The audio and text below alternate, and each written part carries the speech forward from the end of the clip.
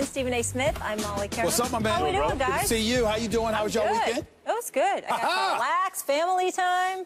Is that right? Yes. That's right. Feeling good. I got to watch a little USA basketball, your little UFC fighting, listen to Mr. Lock T talk to Matt Lauer the whole bit. Football. Let's get it on. We got a few things to discuss. Let's get into it. So coming up, LeBron says Kevin Durant joining the Warriors is good for the NBA, but do the guys believe him? Find out a bit later in the show. But first, an accomplishment, knowing the journey, the process, the commitment, the loyalty, the honesty that we have to have with one another on the different teams that I was a part of. But most importantly, just the commitment. You know what I mean? Like we had to make a commitment. We had to sacrifice not just our games, basketball players, but our families, leaving our families for a long period of time, and making our family understand what this is all about. And I think for me, that's what I get my joy from. Melo, now the most decorated male basketball player in Olympic history. He also said this will be his last Olympics. Stephen A., how do you view Melo now? Well, I view him the way that I've always viewed him. Carmelo Anthony, to me, is a superstar offensive talent.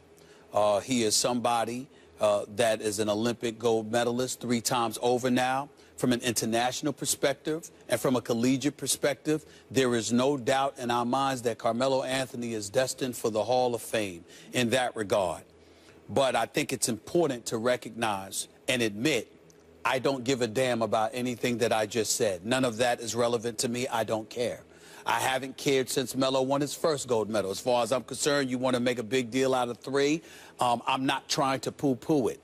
It's just that I expect Team USA to be dominant. We're the best basketball players in the world, and when you assemble marquee players together, I expect you to dominate the world. It would be a story to me if they lost. It's not that big of a story to me that they won when it comes to basketball. I'm not talking about anything else with Team USA, just the basketball team. Having said all of that, as it pertains to Carmelo Anthony, my man, nothing but love for him. But I'm a native New Yorker. I'm a diehard Knicks fan. And the last time the New York Knicks have been championship relevant was 1973. I was 5 years old. My 6th birthday was 3.5 months away. And I am now 48 years of age. That is over 40 years since the New York Knicks have won a championship. And I want to apologize to Carmelo Anthony, his family, and everybody else, because I am not trying to poo-poo in any way what he accomplished. But it doesn't mean anything to us in New York City. It doesn't mean anything to us who are diehard New York Knicks fans. We are starving for gold. And I'm looking at Carmelo Anthony, and again, the gold means everything to him. I respect that. I understand it. You're the one playing. You're the one who put in the hard work. You deserve it. But I think it's important. I'm not saying that Carmelo Anthony doesn't understand it, but I think he needs to be reminded of the fact that back here in New York City, we are looking at you and we're seeing the celebration. We're seeing the euphoria. We saw, a shred of tears or something. We saw all of that. And native, I think I'm accurately speaking on behalf of New Yorkers. I haven't spoken to all New Yorkers, obviously, but I believe as a native New Yorker, born and raised, born in the Bronx, raised in Hollis, Queens, New York City, okay, that played all around the city, couldn't shine Carmelo Anthony's shoes as a basketball player, fair enough, but this is my domain now. I think it's fair when I say that I am speaking on behalf of native New Yorkers everywhere, when I say this. We saw the celebration, and we sitting up there looking like, okay, you got the gold, but, what about that other kind of trophy? You know what I'm saying? And the Larry O'Brien trophy. What about that kind of trophy? What about the championship ring? That's what we're looking at. That's what we're looking at. And again, I don't want to sound unpatriotic or anything like that, because I understand representing the United States of America and winning gold is a very, very big thing. But I do believe it's significantly bigger, Max, for other sports than basketball players, dream teams and different versions of the dream team and what have you. Carmelo Anthony is a superstar being paid 9 figures. Carmelo Anthony has never played in an NBA Finals. And I'm not saying you got to pull that off because we all know LeBron is the favorite. He deserves to be the favorite. And if you're going to lose to anybody, lose to LeBron.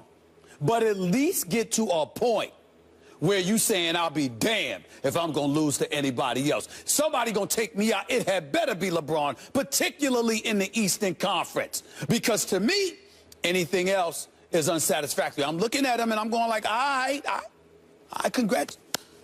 congratulations on the gold. But you know what gold I'm looking for. And that has not changed one bit. On this topic, as you did, you have to preface yourself by saying, hey, it's not that I'm patriotic. It's not that I don't love America. Root for Team USA, USA, USA, go Team America. Team USA, I get it. And that's the way I feel, too. And if someone gets swept up in that emotion after having sacrificed for their families, as Carmelo said, or sacrificed spending time with their families, I understand it. It's a sacrifice in that respect, et cetera, et cetera. So that said, there are two reasons why, if you're an NBA fan, a Knicks fan, or a Carmelo fan, you should have raised arched eyebrows right now. Number one, it feels like an excuse for being chipless. It feels like when you need 3 gold medals that it's a little excessive. It's redundant. It's why do you need to keep doing that? It's compensatory. What are you compensating for? Well, the obvious idea, as you mentioned, he never even got to a finals, but is the fact that he hasn't won a ring. But I think it goes beyond that, Stephen A. Look, you've criticized Kevin Durant for joining a super team and creating a super duper team in chasing a ring.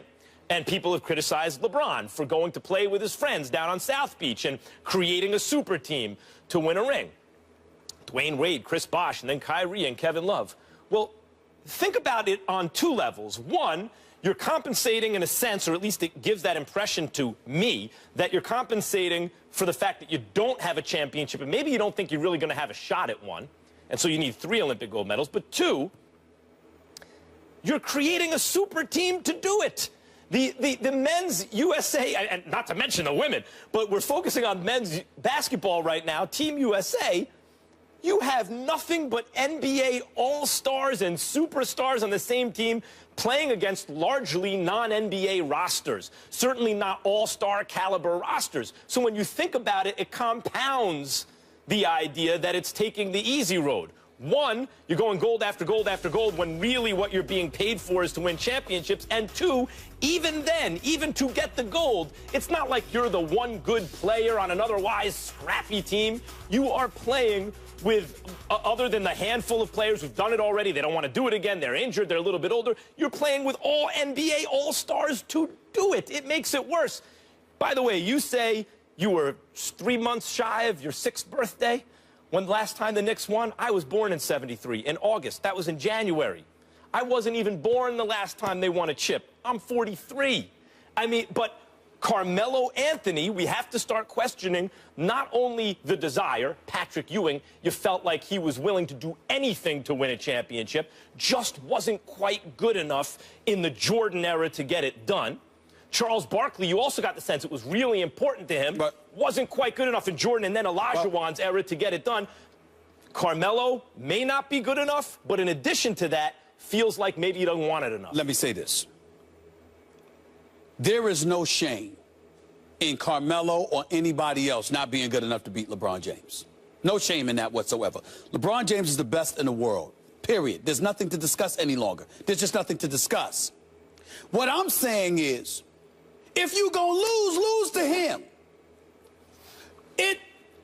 You gotta get to a point. And I'm not saying that Carmelo Anthony doesn't feel this way because I know the brother well enough to know how much losing irks him.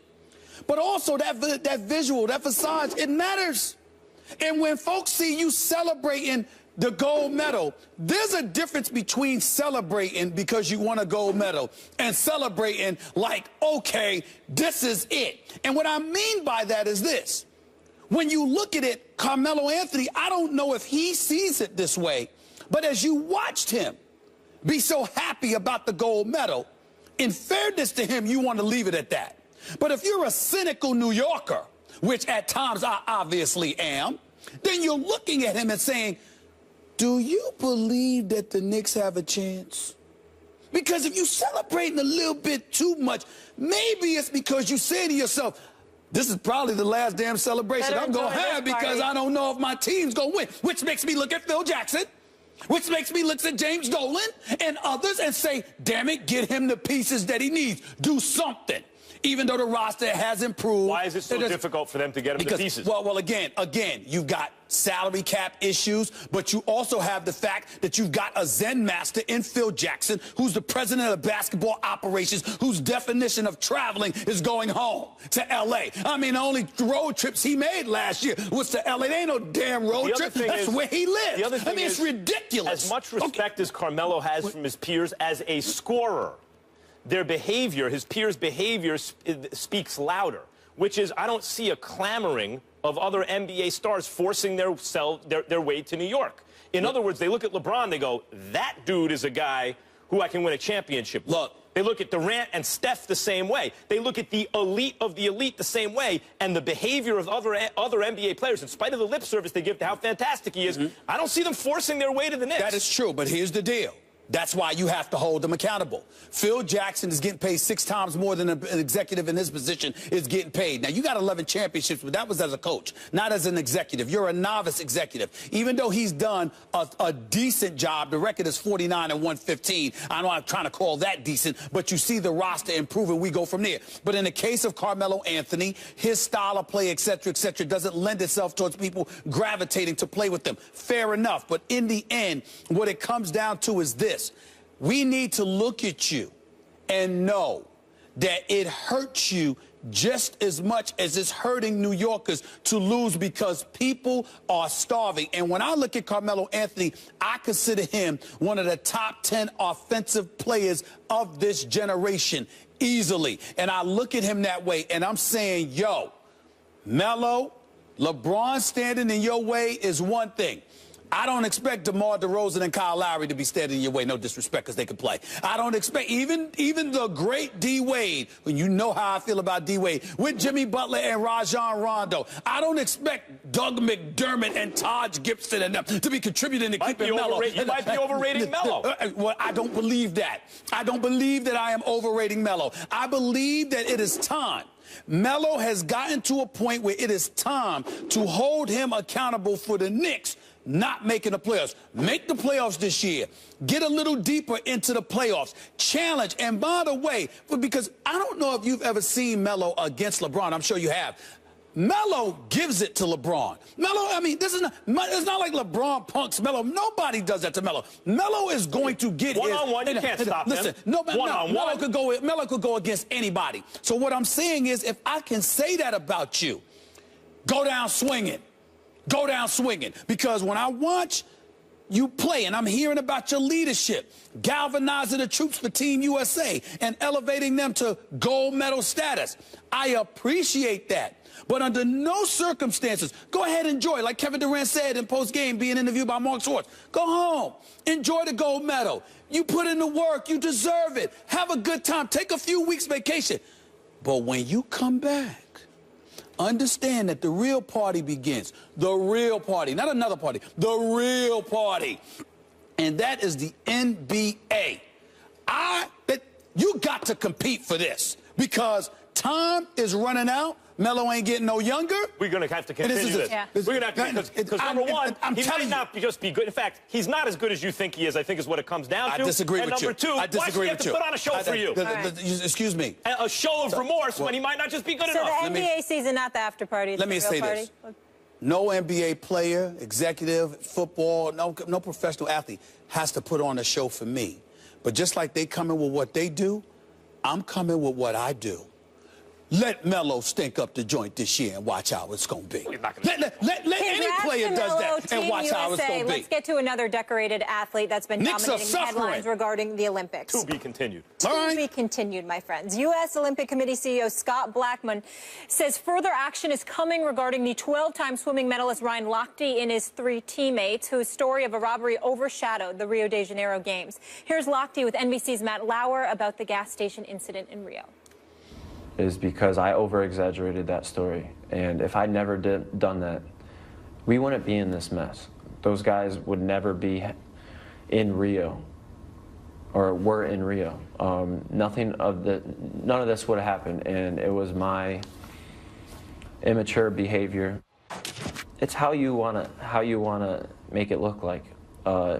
Whether you call it a robbery, whether you call it extortion, or us paying just for the damages. Like, we don't know. All we know is that there was a gun pointed in our direction, and we were demanding to give money.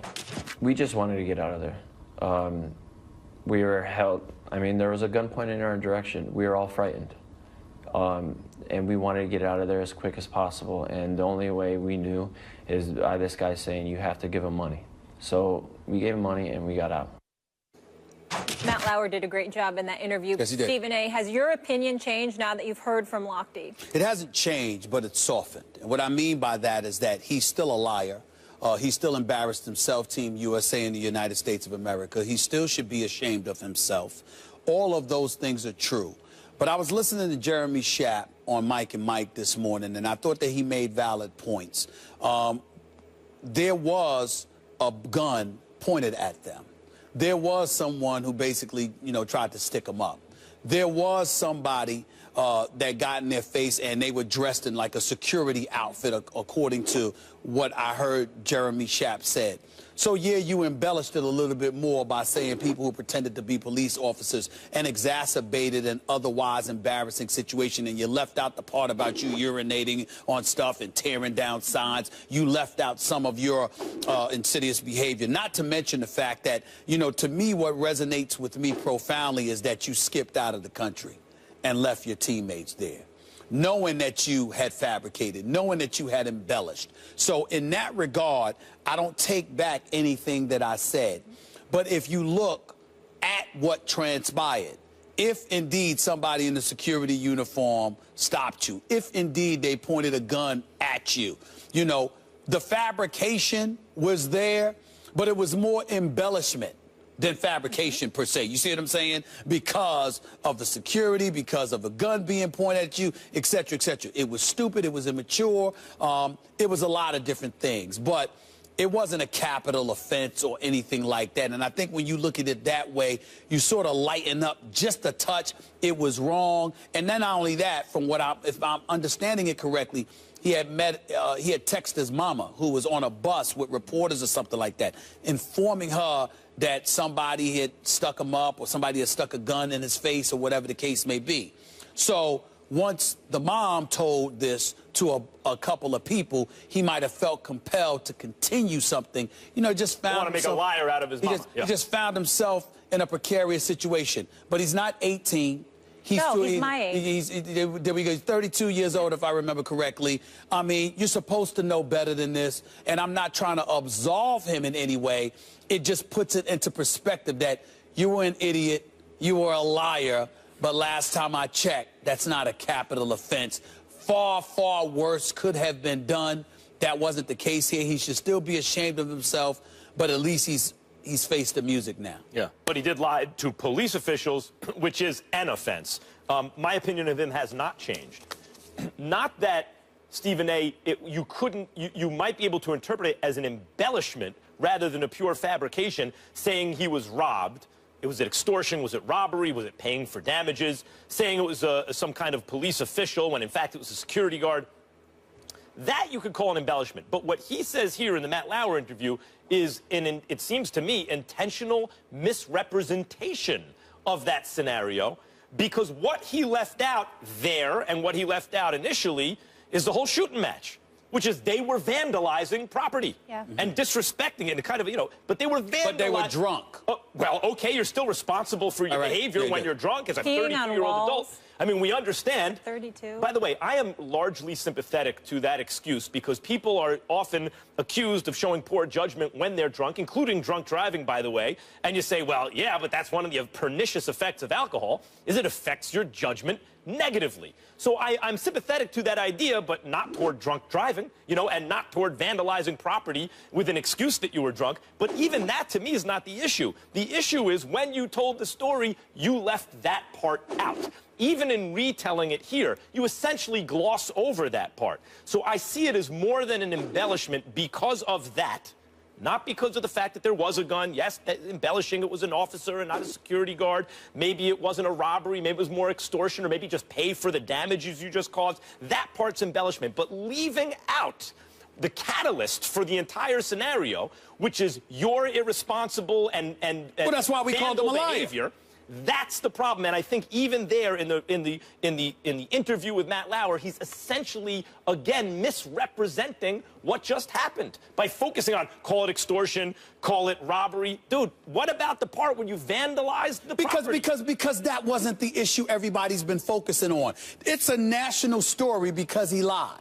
It's a national story because you had falsely implicated law enforcement officials in Brazil and turned an immature act into a national fiasco. That was why it was the story. Now, granted, again, the vandalism, urinating on the side of course, inexcusable stuff. We all know that. But the reason why it was a story is why he was being interviewed. The reason why it was a story is because he was lying on somebody else, not because he left out the fact that he urinated on the wall or tore down a sign. Of course it doesn't help, and nobody's trying to say it does. Why would I say that? But the point is, that's not why it became an international incident. Take that part out and just imagine the rest of the scenario playing out. Let's say the vandalism never occurred, and it turned out that a security guard came, pointed a gun at them, and demanded money. Just that part, saying that the gun was at his head instead of just in his direction, saying that it was a police officer instead of a security guard. I don't know that that's necessarily lying.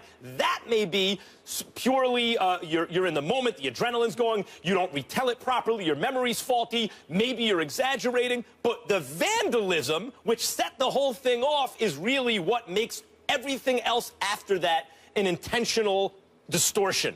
I think that is the heart of the lie. It's if only a lie by omission, but it's still a lie. I think the reason why it irks me so much is we talk about disenfranchised communities like Brazil. I have so many family members that came over to America, started small businesses, all the sacrifice, everything that they put into that, and to be able to go into somebody's business and destroy it where you don't have tons of resources to just put it all back to you, that's what irks me so much. Well, it irks you, Molly, but here's the problem with that. If you're drunk, yeah. Are you thinking, again, it's not... He's 32. But wait a minute, wait a minute. Wait, excuse me. The jails are filled with people with DUIs, DWIs, all of that stuff. I mean, they are irresponsible individuals, and by the way, they ain't just 20-year-olds, okay? There's a whole bunch of adults that do stupid, immature, and irresponsible things. All I'm trying to say is that I sincerely doubt that somebody inebriated in the wee hours of the morning in a foreign country is thinking about the social aspects of things. I'm just telling you. I'm just saying. What resonates with me? I get the safety point, but that resonates with me. It's entitled behavior. It's entitled behavior. And by the way, if you want to take it from a kind of common sense point of view, is at the end of the world, if a drunk kid, although he's 32 years old, but whatever, a drunk person needs to use the bathroom and there's a lock on the door and break, that's not the end of the world, I suppose. Nor maybe is it the end of the world if the owner of the establishment says, you got to pay me for that. They say, no, I don't. And they have protection there in the form of a weapon, and they say, oh, yes, you do. That's also, by the way, not the best way to handle things, but along the same reasoning you're applying to Lochte, that's understandable, too. He could have urinated outside. He was comfortable urinating on the walls and not broke the bathroom door. Y'all are dissecting it a little bit too much when you're drunk. That's not what you do. Okay. When we come back, Dak, he is on the attack. Looks like Jerry and the Cowboys have found their backup quarterback. But should Tony Romo be worried about the rising star? Look who's here to weigh in on this subject, the coach, Herm Edwards. Always a pleasure when Herm's in the house. Don't miss that discussion. Did I say he could come here? Next. Yeah, he needs to take control of the situation. The moral to the story, just tell the truth the first time.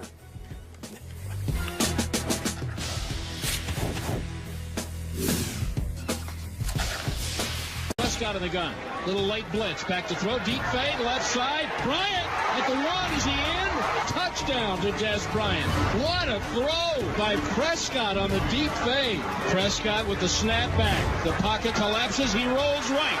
He runs 20, 15, 10, first down, 5. Prescott. Walking the dog himself. Touchdown, Prescott, 20 yards. Wow. How How about it? Dak Prescott appears to be the real deal for the second preseason game in a row as the Cowboys steamrolled the Dolphins 41-14 in 6 drives. He put up 34 points while trending on Twitter, and you don't need to convince Des Bryant on his talent. Des saying, either you can do it or you can't. The guy is a student. Give it to him. You've got to give it to him. Tony Romo also bought in, saying, I'm very impressed with how Dak has played. It kind of reminds me a little bit of back in the day in some capacity. So, of course, to himself, Herm Edwards in the house for this conversation. How we doing, Herm? I'm well. We want to get your thoughts here. Should Romo be concerned by how well Dak's playing? No. Romo should not be concerned. We know this team is, what, 7-20 without Tony Romo? Now, Dak Prescott, when you look at him and you evaluate him through the preseason, he has played better than any rookie quarterback. That's the first-round picks that have been picked thus far in this year's draft. What he has done has put the spotlight on him for a lot of different reasons, obviously. The Dallas Cowboys early, when they were looking for a backup quarterback, everyone anticipated they would go get a veteran guy. I think he has squashed that in the fact that how he has played. Now, you have to understand this is the preseason. There has been not a lot put on his plate as far as what he will see defensively, but his ability to take care of the football. That's what's important at that position. Probably the most important thing when you think about the quarterback position as young quarterbacks play. Don't lose games. He has not done that. He has not put them in a position to lose games because he hadn't turned the ball over. He's made some nice plays with his arm, also made some nice decisions with his feet to move out of the pocket and make some plays. We talked about the numbers earlier, but arrows are pointing up. A long way to go yet, but you like what you see out of this young guy. I thought he was very impressive. That's 2 weeks in a row. It is just preseason, but he has touch on the ball. When guys are getting behind the defense, he can make those short and intermediate, especially passes, which are difficult usually for rookies, Coach, it seems to me. You mentioned making plays with his legs, with his arm. Dez seems to love him. You know, that's important. When the veterans are on your train, that's a good. When Dez Bryant stays in the game because he wants to play with this guy, and that says something. Makes plays with him. They got a great offensive line. They got what looks to be a guy, you can't give it to him yet, but it looks like, certainly in a fantasy draft, everyone believed that Ezekiel Elliott's going to put up some numbers. I don't think Tony Romo has anything to fear from Dak Prescott in the sense that Romo can ball when he's healthy. Even at his age, when he's on the field, I think he's a great quarterback when he's on the field. Just about, not quite as good as anybody, but right in that A- tier, let's say, behind Aaron Rodgers, a few others. Here's the thing. It's not impossible that he could lose his job. That doesn't mean he has to fear it in the sense that when Romo gets hurt, which I think is a when, not an if, based on his recent history, Dak can get the job done. And we've even seen guys like Kurt Warner playing at his best lose his job to an inferior quarterback like Mark Bulger because the team was winning with Mark Bulger. But if you can still ball, you will find another job. You will have more success, as Kurt Warner did. So does Dak Prescott imperil Tony Romo in some way if he gets hurt? Yeah, I think he does if he gets hurt. But that doesn't mean that's the end of Tony Romo, because Tony Romo can still play when he's healthy. What is this? Remember, Tony Romo's 36 years old. Yeah. If he gets hurt again, that's not a good sign. No, but these guys play till they're 40. Yeah, but all of a sudden, injuries become a part of the pattern. I think that's never good. And I hope he doesn't get hurt. I like Tony Romo. I think he's a good quarterback. I don't know if he's right behind Aaron Rodgers. Not right. I don't know if he's number 2. Okay. I mean, he's in tier 1A. Okay. So you don't think so, Coach? Well, I'm just saying. Aaron Rodgers, when you get out, when you live in Los Angeles, let me jump in. You're in Los Angeles, you know, you're 3 hours Let me jump in, Coach, because Max Kellerman, you're on the verge of having your football card confiscated by me. By who? You better watch yourself. You better watch the stuff that you say. Tony Romo, tier 1. What drug are you sniffing? 1A. Just stop it. Ain't no 1A. When he's healthy. Listen, I don't want to hear that. I don't want to hear that. The man's been a starting quarterback in the NFL for a decade. He's got 2 playoff victories. Stop it. Stop it right now. Just stop it, okay? Let's stop it right now. Now let me get to Dak Prescott. Both of you. I cannot, and you too, Molly Wood. I cannot believe that y'all are not seeing what's going on. This is hilarious to me. Do y'all not see what's transpiring? Let me ask you a question.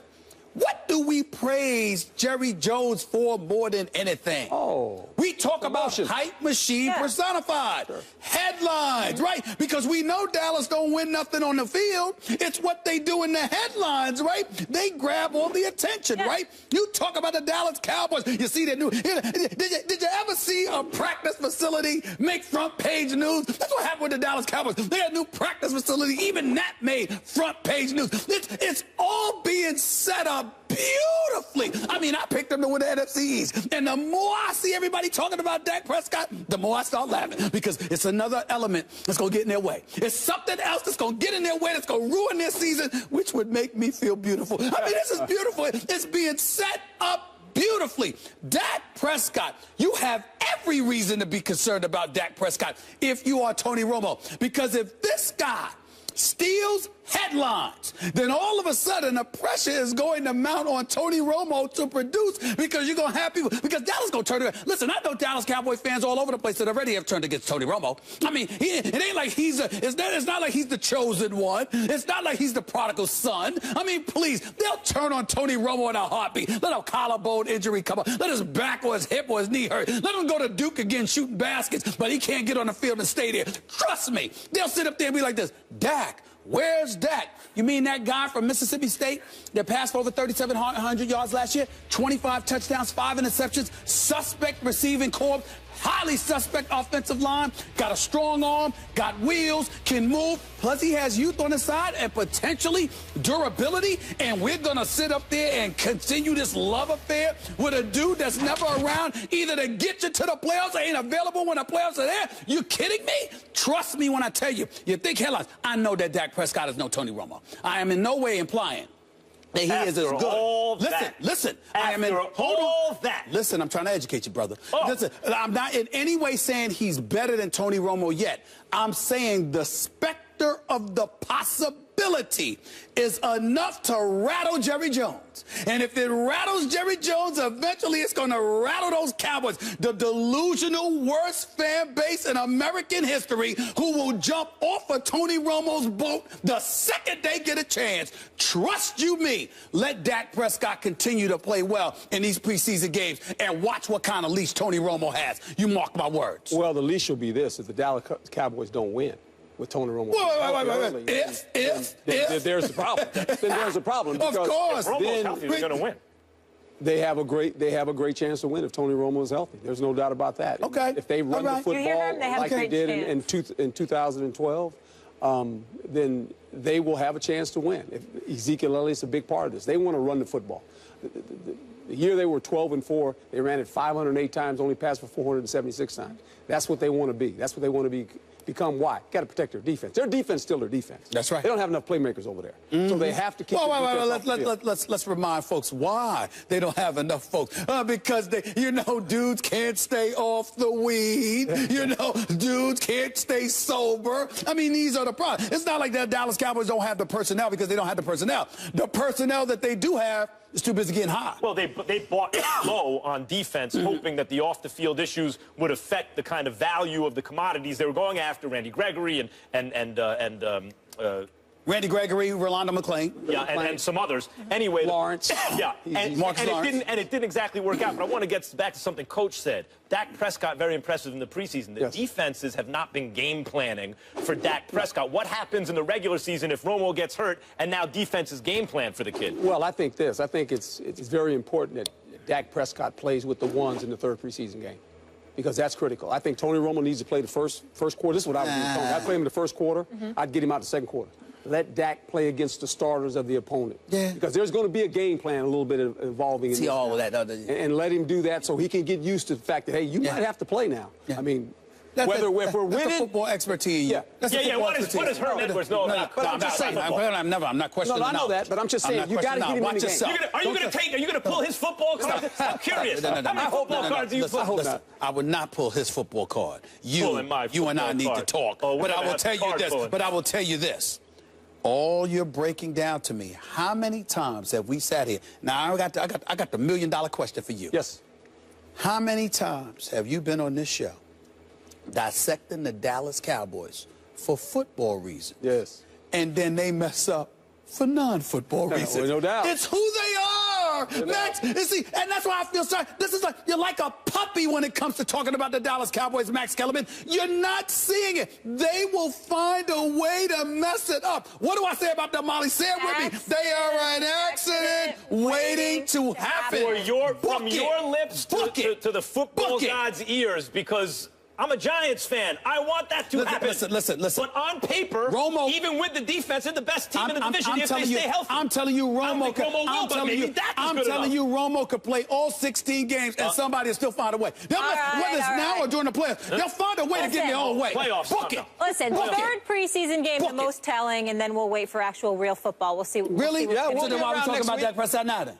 We'll talk about that. Because the first two preseason matter as well, but the third is usually the most telling. I'm just letting people know we can anticipate. You're a troublemaker. Here's how coaches view the preseason. They don't count, but they matter. They matter in this sense. The evaluation of players matters. And if you're a starting player, it matters in this sense. You want to come out of the preseason playing well, feeling good about yourself. Yep. Score? Yep. For the psyche, everything going into the season. That's what matters. Coach, if you're the coach and Dak Prescott is your draft pick and you see these first two preseason games, I know the responsible thing is to say, let's wait, let's see whatever, but the instinct, the kind of blink test, are you thinking, ooh, we got a guy? You're excited. I've always said this about athletics. Listen to your eyes. What do your eyes tell you? Just listen to your eyes. Watch him play. It's exciting, but it's still two preseason games. Y'all are so touching. Herm will be back with us a little bit later. Always a pleasure having you, Herm. And your I'm pull my card. Yeah, when make sure we you come still got back it on to you. the association, LeBron James says Kevin Durant joining the Warriors is a good thing for the NBA. But does he actually believe this? That debate when we return. I was like, wow. Just probably everybody else. I think everybody said, wow. You know, it would have been wow if he would have resigned as well. So I didn't really have much of a reaction to it. So even with that collection, even with that team out there, how do you feel about your chances to repeat? I would be shortchanging myself and shortchanging my team and the rest of the league if I only thought about Golden State. Wow. That was LeBron's reaction when KD decided to take his talents to the Bay Area. But in an interview with Business Insider, LeBron said Durant on the Warriors is actually a good thing for the NBA. Quote, I think it's all great for our league. Our league is very competitive. I think every decision is different. My decision to leave Cleveland, to go to Miami, and then go back is different from Kevin Durant leaving OKC and going to the Warriors. Stephen A., the question here is, do you think LeBron really believes this is a good thing, this move for basketball? I'm going to answer this directly. I think LeBron James has no choice but to believe it. I think LeBron James has no choice but to echo and articulate that he believes it because he's the one that opened the floodgates. Essentially, some would sit there and say KG, Ray Allen, Paul Pierce, Rondo, but that was Danny Ainge pulling off trades, okay? This is different. LeBron James got up and left and joined D. Wade and Chris Bosh in Miami. So how in the hell are you going to complain about Kevin Durant going to Golden State? Of course he can't. Of course he won't. Having said all of that, it's some things that are incredibly important to recognize here. Let me say this about LeBron James. LeBron James believes that if the Cleveland Cavaliers get all the crew back, the players and the coaches, they could beat the Golden State Warriors. It's not like he believes that they need to bow down to the altar of the Golden State Warriors. As far as he's concerned, he's ready for the trilogy. Let's get it on. That's number one. Number two, the Cleveland Cavaliers need to be put on notice. David Griffin is a person that I'm very, very fond of, Max. He's the general manager of the Cleveland Cavaliers. I think he's done a very good job with this team, and he deserves a lot of credit for helping to assemble this championship team. But let me look into the camera when I say this to David Griffin. You and Dan Gilbert need to get the hell on the board. You need to re-sign J.R. Smith immediately. You need him. You need to make sure this team is intact. And by the way, Tyronn Lue ain't the only coach out there that you needed to make sure has his extension. Yes, you took care of Tyronn Lue, but he's got assistants that are not being paid, assistants that haven't had their contracts solidified. You need the whole crew together when you're going up against Golden State because KD, Steph, Clay, Draymond, and them are coming back for what they believe is theirs. Had Draymond Green not got suspended for Game 5, and then Andrew Bogut got hurt in Game 5, and then Andre Iguodala went down in Game 6. You got to get it together, keep the team intact, get those contracts right, keep everybody in place, and go for it again. Back to LeBron. LeBron has earned the right. And I used to say this a couple of years ago, Molly, if you remember. Max, I've gotten to the point where I give LeBron no criticism whatsoever outside of questioning MJ in any way. I give him no criticism whatsoever for anything that happens prior to the postseason. I think his level of greatness, combined with his level of commitment, combined with the exemplary individual he is as a role model and an ambassador as a professional athlete, he is as close to flawless as they come.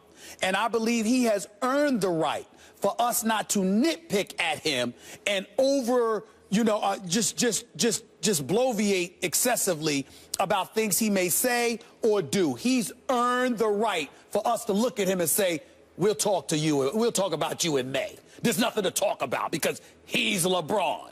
Having said all of that, I believe, and I've been told, he believes, they could beat the Golden State Warriors. And in the end, that's what it comes down to. He can't have a problem with Kevin Durant going to Golden State because he went to Miami. But it is also important to make out this last point. We're living in a day and age, my boy Champ and others point this out to me all the time, where you got teams that intimidate people. Back in the day, it was individual players that intimidate people. You respect the greatness of LeBron. You respect the greatness of Kevin Durant. You don't fear them. You fear the teams that they play with. And that is how the game has changed and evolved. That's kind of a disappointment to me because I like it when individual players instill fear in you. I think Steph Curry was doing that a little bit this year when he was just throwing up shots and they were going in. But that's the closest I've seen to fear since Kobe in his heyday. Well, I mean, part of that's the rules changes and the game adapted. Yes. Zone defenses and no hand checking and everything, and all of a sudden the spread pick and roll became dominant, starting with D'Antoni and really exploiting three-point shots and superior shooting, all that stuff. I think not only does LeBron believe it, I think he's right when he says that it's good for the NBA for Kevin Durant to go to the Warriors. Now, let's start with LeBron James. This is where we do agree. You can't judge him in the regular season because he is wise enough at this stage in his career to know that the actual MVP of the league does not occur until the last game of the postseason is played. All right, but where do you disagree? This is a league where you have 30 teams, 16 make the playoffs. That means over 50% of the teams make the playoffs. We agree to that. An MVP is never going to come from a non-playoff team. We agree to that. So LeBron paces himself and then turns it on in the postseason on both ends of the floor. Okay. He's been the MVP the last 2 seasons. I don't care what the official award said. Where's the disagreement? The disagreement is that you seem to be saying it's not actually good for the NBA. I don't think it's good. For Durant to go to the Warriors. I don't think it's good. When, in fact, I think it's excellent. Basketball is not football or baseball. Football and baseball are fundamentally probabilistic by nature. What do I mean by that? Best team doesn't always win in football. There are too few games and too many random occurrences that can influence the outcome of a game, including some ref's call. Best team doesn't always win during March Madness. A one-and-done tournament? No. But in basketball, where the best players, in spite of the rule changes, still still dominate the outcome and dominate play, and you run your plays through them more often than anyone else. In the NBA, where you have a best-of-7 series, given those circumstances, best team wins, period. But what? Look, so you're driving me crazy. Let me tell you something, Max. This is not boxing. And what I mean by that is that even when you knew Mike Tyson was going to knock out Peter McNeely, you got enjoyment from that, okay? I don't know about you, but we're looking forward to an 82-game season. You know what bothered me about the championship game, the gold medal game yesterday? You know what bothered me about it? Foregone conclusion after the middle of the second half. Not just that. Second quarter. You know what bothered me about it? I'm not going to lie to you, and I didn't bring this up earlier. You know what depressed me about yesterday's game?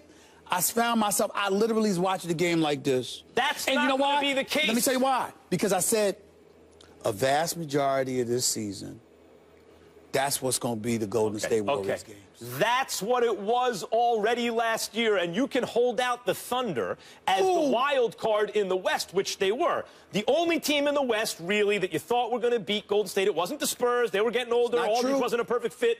Was the Thunder, and they came close. That was the only wild card. I admit that with Durant on the Warriors, given health, that's no longer there. The regular season is a foregone conclusion, as is the playoffs. That's 82 games in 6 months. In the West and the East. I will trade that for the following. Since we basically know who's coming out of the West and the East every year anyway, one or two teams. I will trade that for an historically great rubber match between two unstoppable forces in the East and the West, between the Cleveland Cavaliers and the Warriors. You're a horrible sports fan. I love Oh, super my fights. Lord. This is you a gotta super be fight. kidding me. I mean, so in other words, Yes. Stephen A, don't sweat it. It's no big deal. Because, you know, he gonna get the trilogy in June. Who's So in gonna other beat the words, Cavs in the East? October, November, December, January, February, March, April, May, 8 months. Yeah. I gotta He sit lives back for there and go this. like this. I gotta sit up there and go, yeah, whatever. Come on, Let me ask you man. something. And by the way, you keep being disrespectful to the San Antonio Spurs. Last year,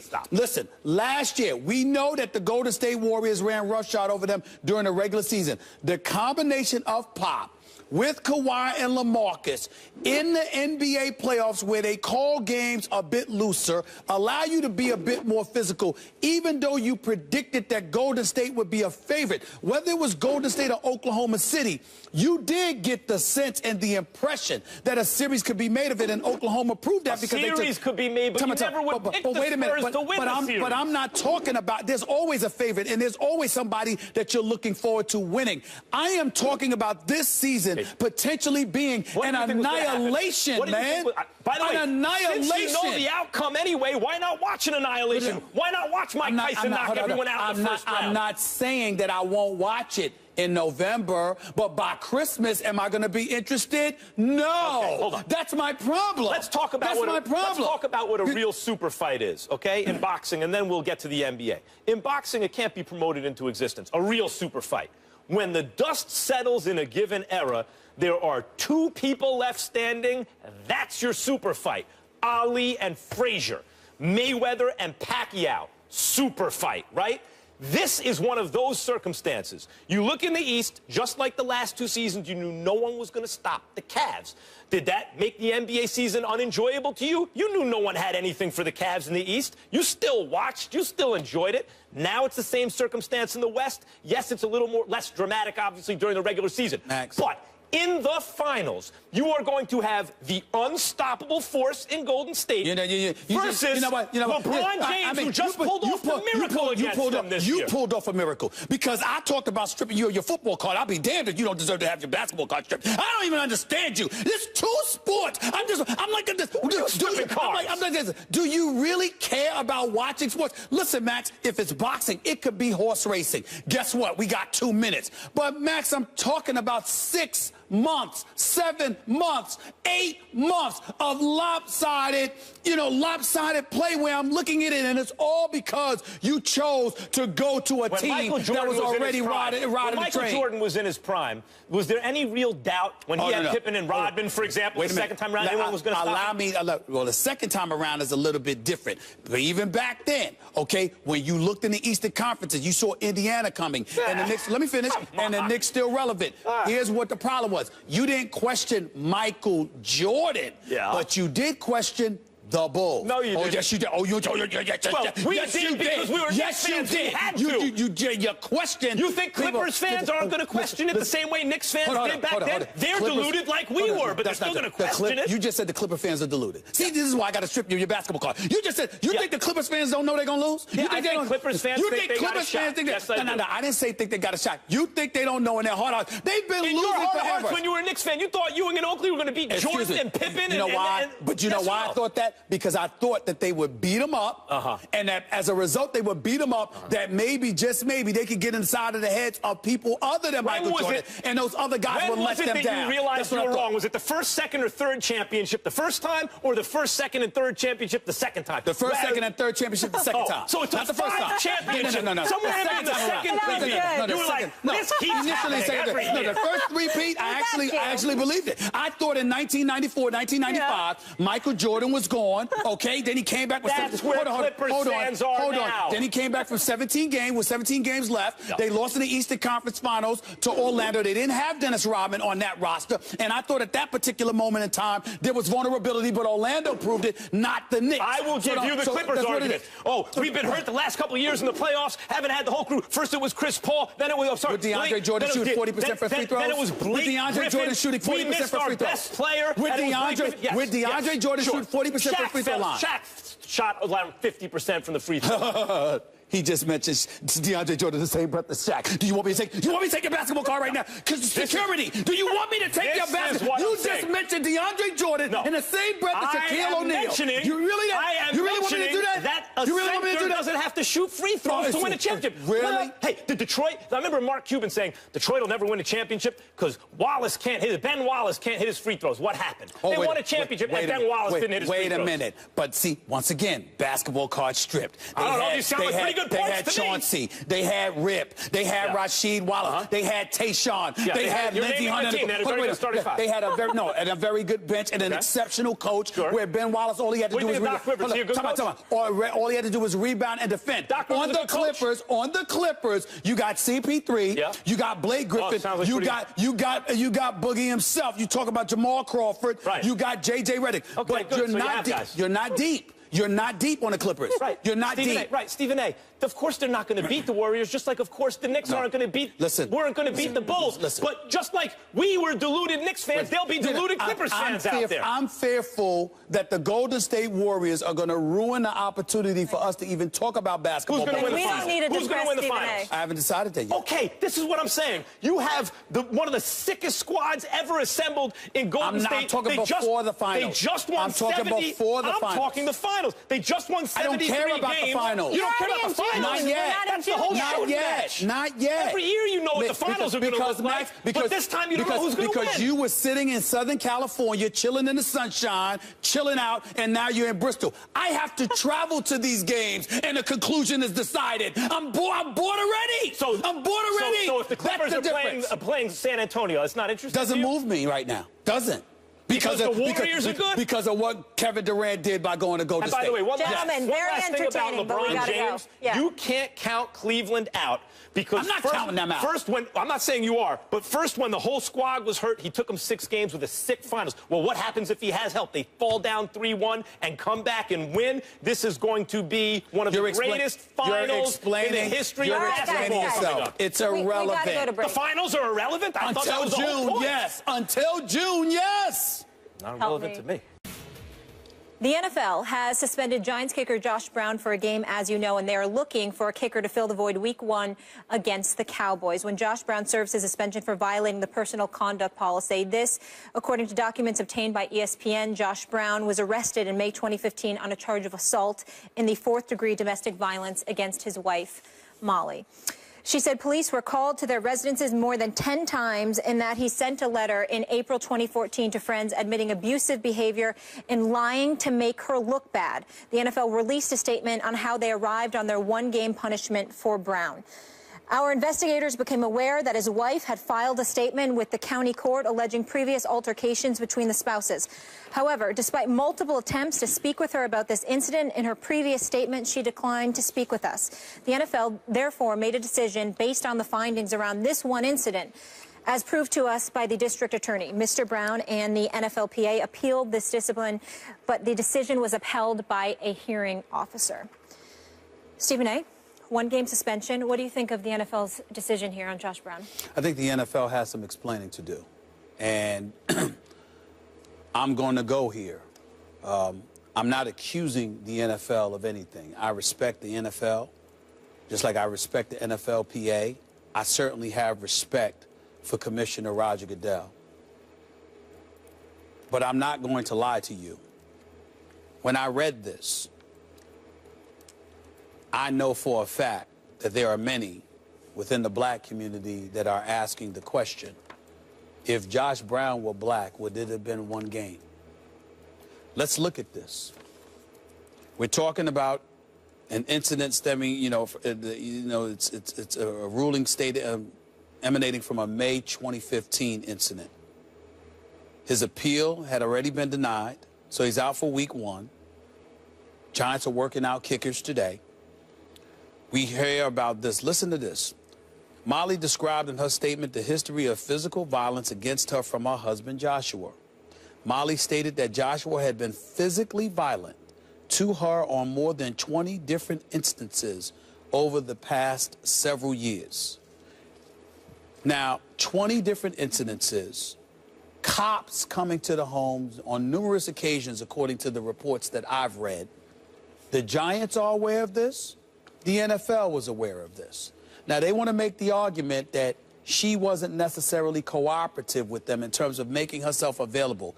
Last time I checked, that's exactly why Miss Anna Isaacson was elevated to Vice President of Social Responsibility for the NFL.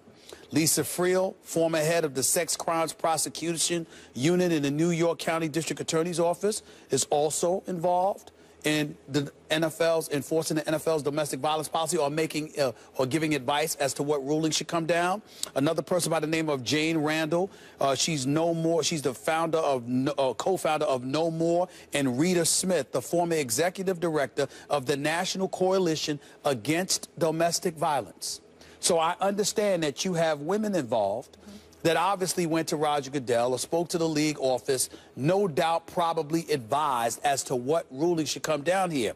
But you have a policy in place, a baseline suspension of 6 games without pay for violations involving assault, battery, domestic violence, dating violence, child abuse, other forms of family violence, or sexual assault, with consideration given the possible mitigating or aggravating circumstances. So that means you can make it more or you can make it less. I totally understand if it's not 6 games because she wasn't cooperating.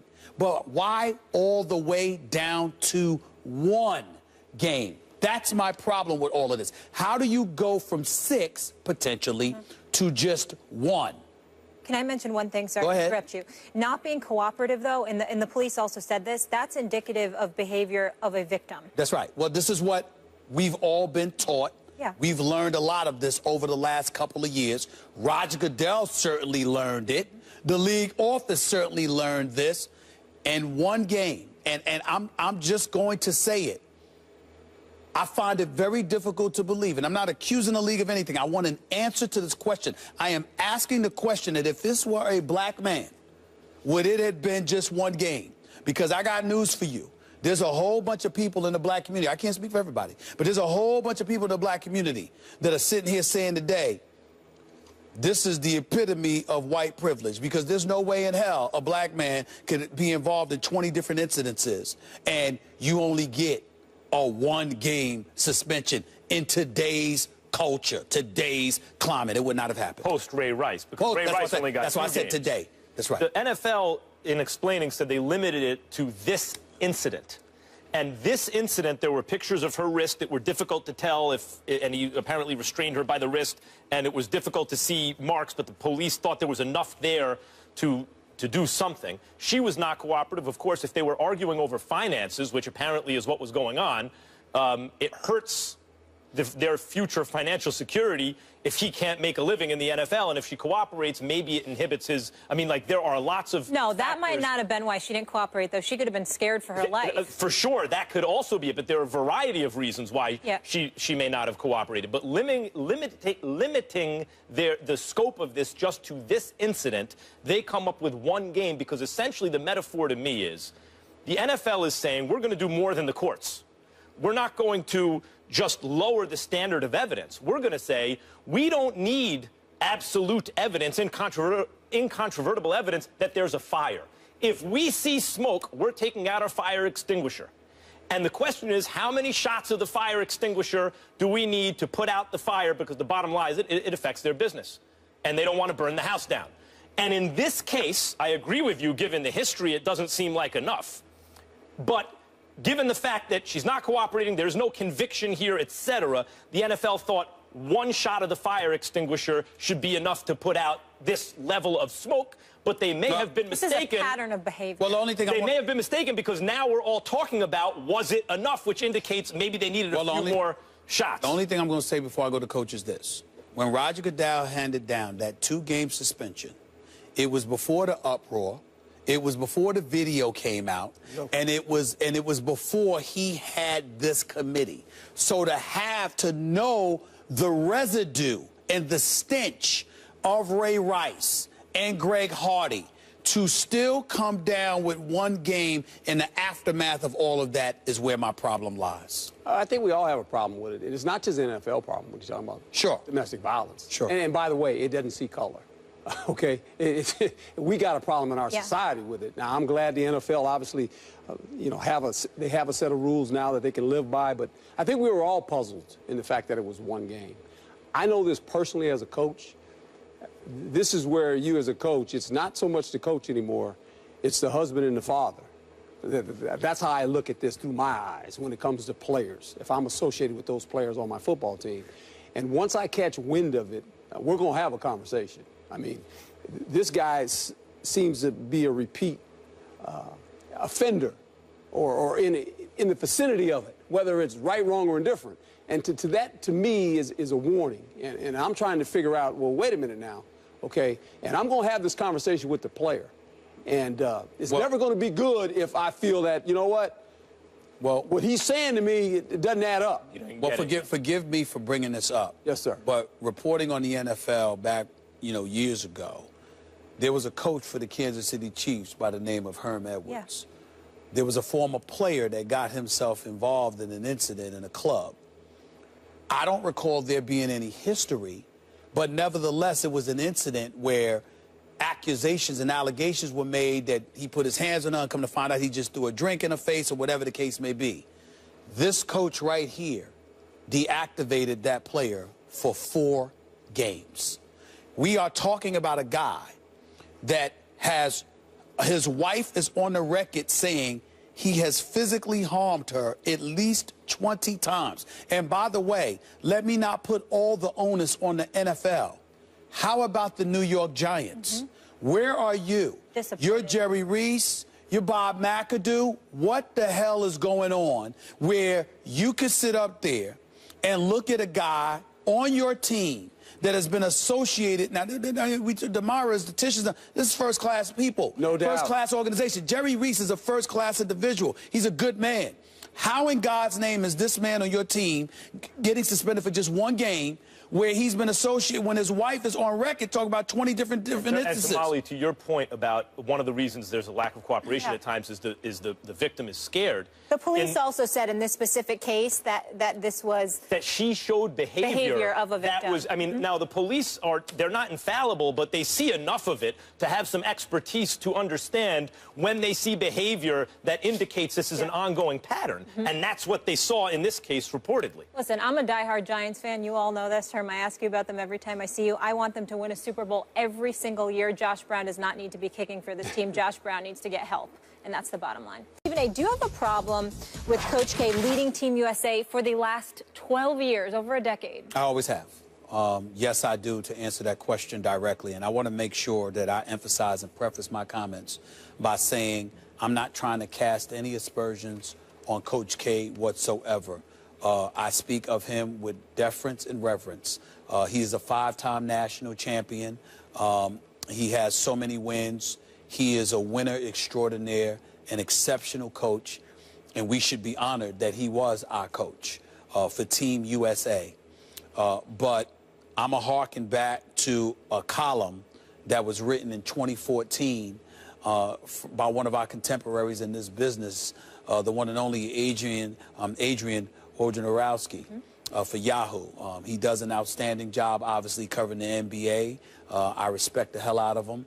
And he wrote the column a couple of years back when he talked about, the advantages that Coach K has. He basically called Team USA, it's like a Duke infomercial, for crying out loud. He's right.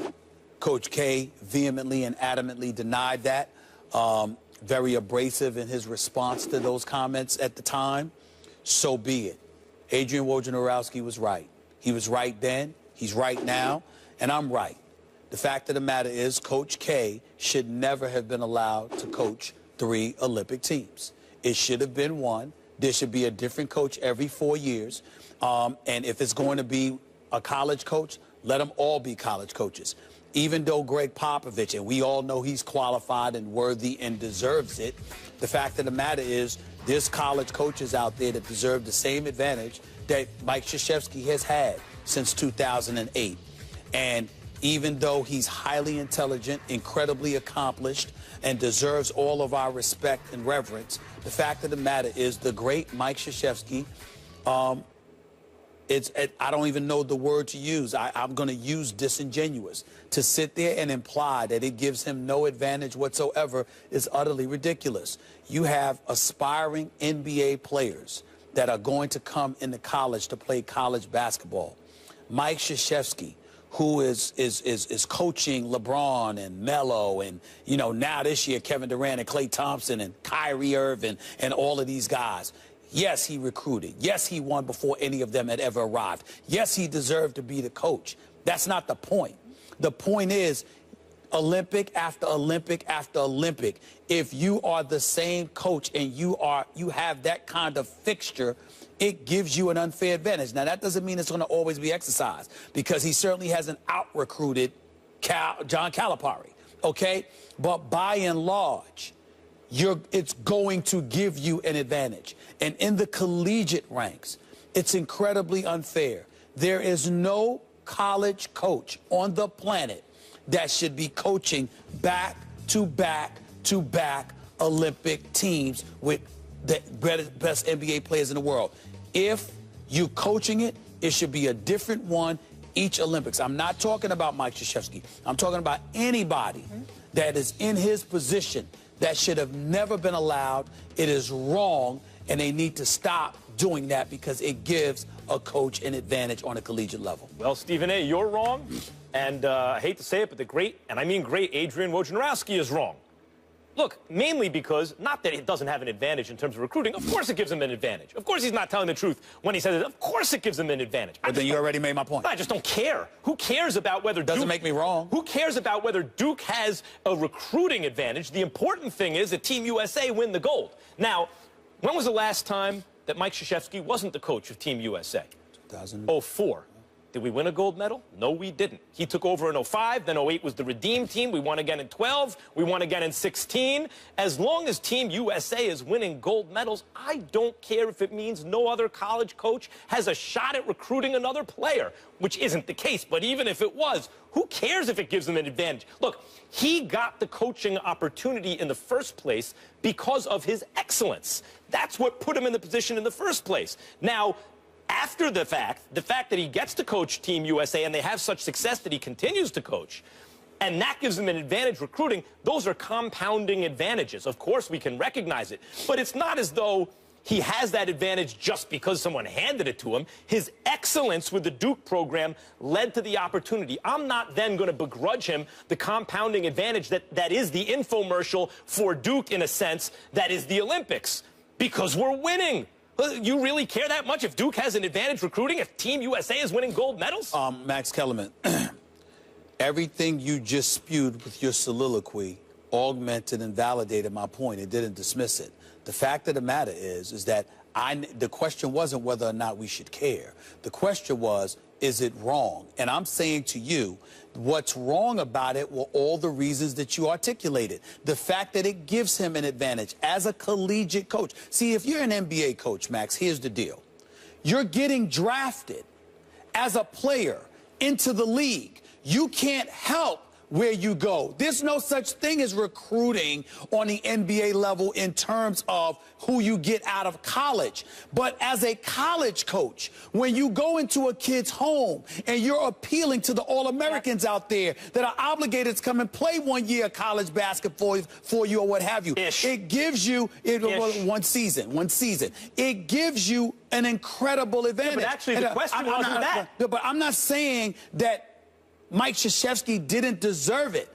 I'm saying once you come there and you win it, to stay there is the problem. Of course I have no problem with Coach K coaching him in 2008. What the hell did you need him in 2012 and 2064? That's not right, Max. Don't fix it. Now the question is, well, then why get new players in 2012? The question, some of the other players don't want to play. Look, the question was some of them didn't make it. Is it fair or not? The question is, do you have a problem with it? And if the answer is yes, then it's an issue of your own priorities. You, in your list of priorities, have fairness of college recruiting ahead of America winning Olympic gold medal. I do not. We both have NBA championship first. Do you think, but after that, I care much more about the gold medal than who has an advantage. Do you think Greg Popovich would have won with this team? Yes. Do you think Tyronn Lue would have won with this team? I think so, based on what I just saw. Do you think Steve Kerr would have won with this team? I do. Okay? So what I'm trying to say to you is that there's a bevy of coaches that you could go out there to coach the team because players are the ones that have to go out there and win. Would you have thought that Larry Brown would have won with that team? Actually, because once upon a time, the answer was yes, but he didn't. Time out. Actually, if you look at the way the roster was constructed,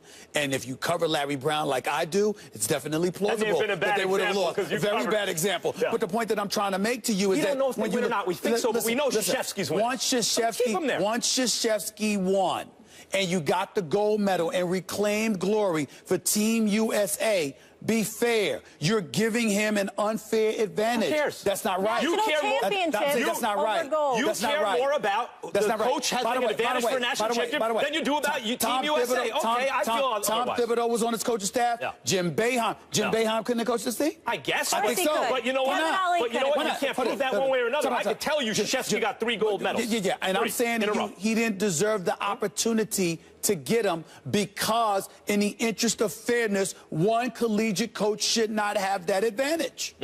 That's all I'm saying. Between you and me, I tell it like it is. You tell it how it might be. I'm with Stephen A. on that. Really? Coming up next, I got years telling him how it is. You just learned it, bro. himself in the rematch against Nate Diaz. So what's next for McGregor? We get into it after the break. Matt, where should McGregor go from here? I agree with him. He should go down to 155 pounds. First of all, it was a great fight. But McGregor showed maturity as a fighter by outlasting Diaz. I mean, it looked like, is this guy going to go the distance, or do we have a replay of the first fight where McGregor's doing well and then runs out of gas against a bigger, sturdier guy who can just take his shots, unlike the 155-pounders? But it turns out, no, McGregor paced himself. Look, a lot of people scored that fight a draw, and that one judge who gave the 10-8 round to Diaz, I understand that. And people are confused by that who watch boxing go, yeah, but McGregor knocked Diaz down. That wasn't a 10-8 round. In the UFC, because you can follow up an advantage when you knock a guy off his feet, knocking him off his feet doesn't automatically award you an extra point. But getting your break speed off, as McGregor did in the 3rd round, may get the other guy an extra point. I thought maybe you could have argued that way. At any rate, going into the 5th round, it's like, first McGregor pulls out the 4th round when it looked like he didn't have a shot to do it. That was huge and probably sealed the deal on the scorecards if he could survive the 5th. Then he survives the 5th against the bigger, stronger guy. At this point, he's saying, look, I saved UFC 196, Stephen A. When my opponent falls out and I jump in, I'm like, it's okay, get a bigger guy, it's fine. Fight him and lose, take the immediate rematch, make another big event, fight him, and this time outlast him and win. But the McGregor brand is not about being smart and outlasting the other guy. It's about fighting in a dynamic way, winning decisively. And what he's saying, and I believe with reason, is, look, I can beat a good, bigger fighter. I'm the good little man who can beat the good big man, but that's not really what I do. Put me back in with a guy my own size. Come on, Diaz, come back down to 155. I went up to 170, and then I'll show you what I can really do. It won't be about me just kind of outlasting the guy and outsmarting him and holding on. It'll be about me getting back to the Conor McGregor who was dominating. Well, if you're talking fights, yeah, you're right. If I'm McGregor, I don't go back up to 170. He did the right thing. He lost at 170, came back and won at 170. And if Diaz wants a trilogy, which he demanded after the fight, then it's only apropos that he fights McGregor at McGregor's desired weight of 155, because he's earned the right to request that. But if you're talking dollars and cents, it's wherever the money is. The weight, he can't dictate the weight. The money has to dictate the weight. And that's what I would say. I will tell you this. McGregor was so impressive to me in terms of there were times where I thought that he could have gotten had. He started off strong, dropped Diaz 3 times in the first 2 rounds, but were wise enough not to go in for the kill because that ground attack would have worked to Diaz's advantage. McGregor knew that, so he stayed upright, which is a smart thing on his place, on his part, showed a level of maturity that you want to see from potentially great fighters like that. The fact that he was willing and capable to make that adjustment from the first fight is a big, big deal. But then I also look at McGregor from this perspective. At 170, look what he's doing. Now, unless this is boxing and somehow losing that weight is going to drain the living hell out of you, I'm looking at him and saying to myself, who's going to beat him at 145? Because, I mean, to go up to 170 and to put those licks on Diaz that he put on him. I mean, you got to remember, everybody's talking about he should fight Aldo because he's going to go back to the 145-pound division and defend his crown. He knocked the dude out in 13 seconds. Now, it wasn't a lucky shot. Going it was a backwards.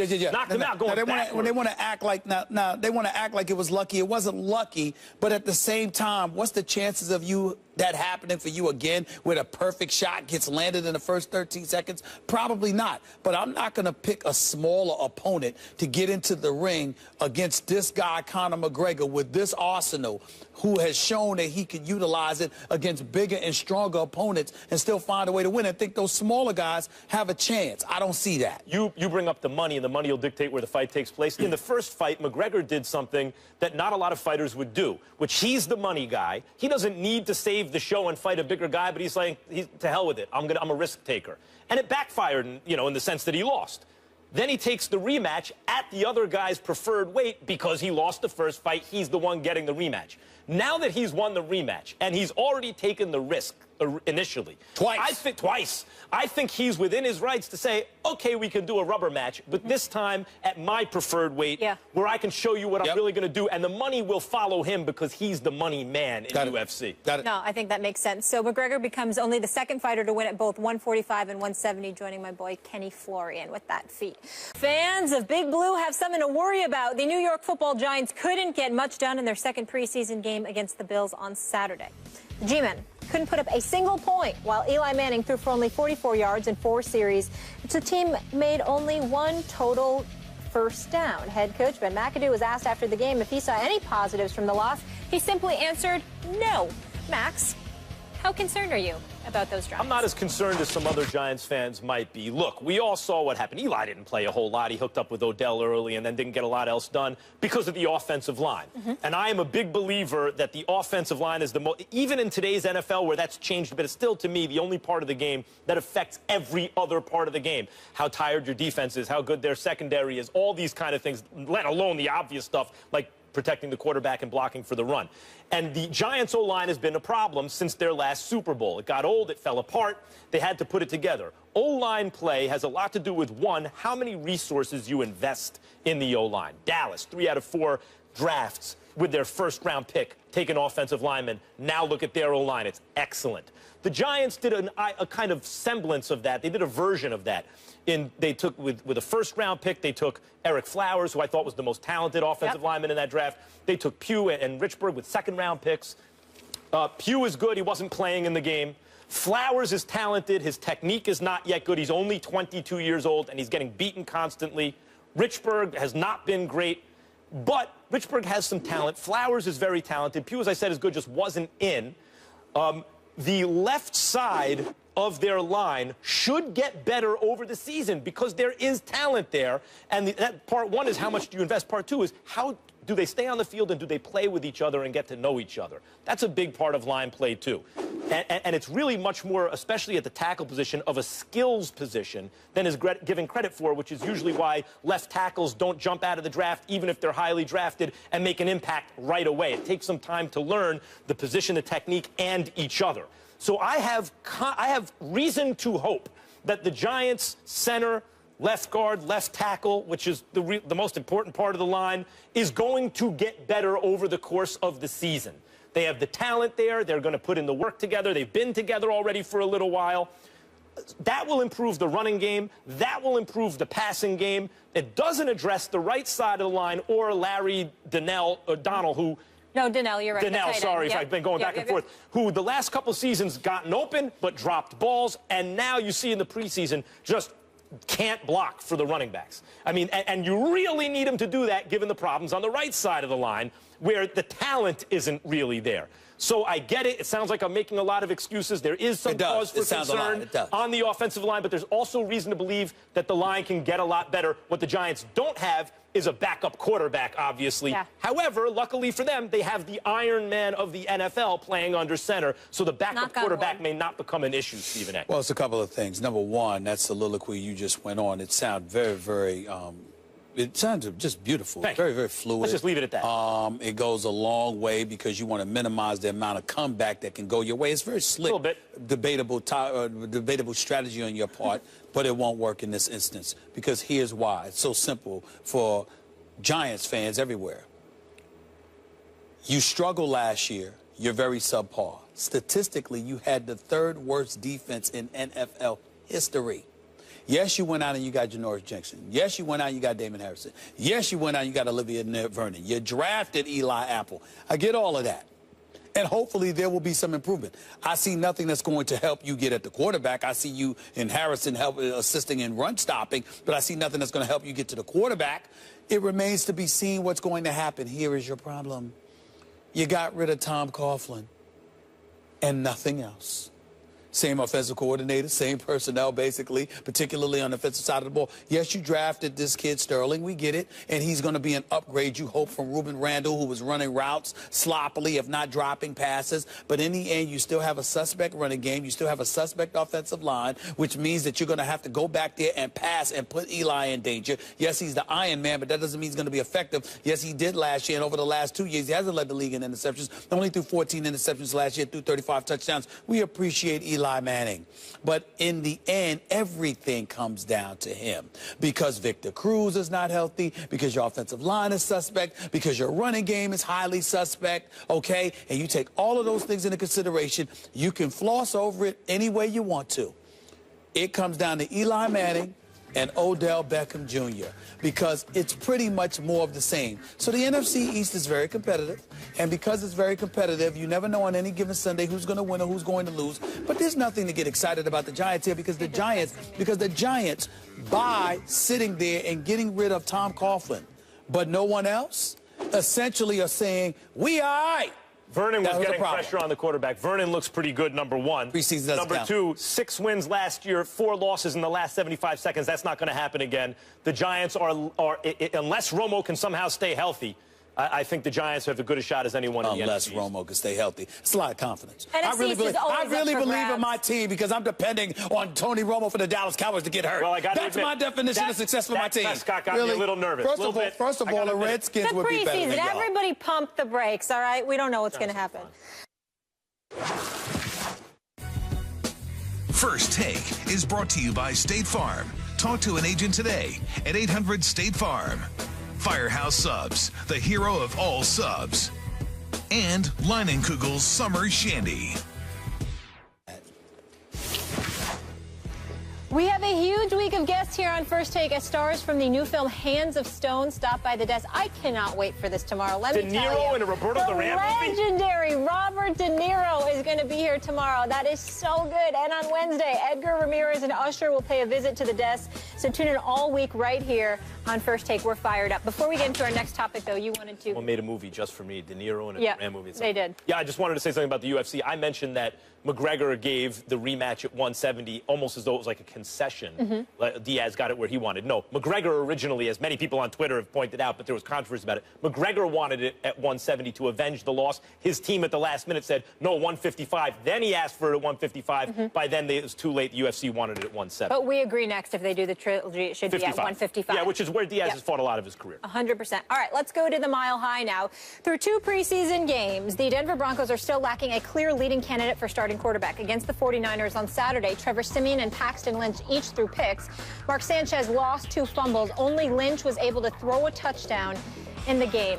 Max, how bad is this quarterback situation in Denver right now? I think you got to give Elway the benefit of the doubt because he's shown in 2 out of 3 seasons he can get to a Super Bowl and one of them win them. One with a defense, one with an offense, and not the other way around. I mean, and he's one of the greatest quarterbacks ever. I think he knows what he's looking at. And he didn't want to overpay for a mediocre quarterback in Brock Osweiler. I agree with that idea. But he is rolling the dice this year, hoping that I guess Mark Sanchez can be good enough. By the way, Stephen A., I don't think Mark Sanchez was that bad. He just made big, obvious Mark Sanchez-like fumbles after looking pretty good early. Well, that's what makes him bad, Max. He's been in the league for 6 years, and he keeps apologizing for making the same mistakes over and over and over again. That is what annoys you about Mark Sanchez. It's not that he's so god-awful. It's that the mistakes that he makes are repeated. There's no growth that he shows. And as a result, it lends itself little in a way of having faith in him. When you couple that with the fact that you are fresh off a season in which Peyton Manning threw 9 touchdowns, 17 interceptions, completed 60% or less than 60% of his passes, and had a QBR of 44, and you wish to God you still had him, even at that point, speaks to how dire the circumstances are right now. So when we look at Denver, yes, Elway deserves the benefit of the doubt. We can't question him. But how far is Denver going to go if you don't have a quarterback you can even rely upon to start? Simeon, and Sanchez said afterwards he didn't separate himself because Simeon was no great shakes. He looked like a decent We don't care what quarterback Sanchez says. We don't care what he says. Well, no, he didn't. None of them looked that good. They all look okay. You know what I can't wait for? Tomorrow, Robert De Niro is here. The first thing I'm going to ask him, what does he think of Brick, Stephen A's performance in General Hospital? I'm going to have him break down your clip for everybody. No, that will be enjoyable. Just ask him what I was like in Creed. I want to ask him that. I will take advice from the great Robert De Niro. You were in Creed, and you were I will. fantastic. Us actors have to stick together. Robert De Niro to all.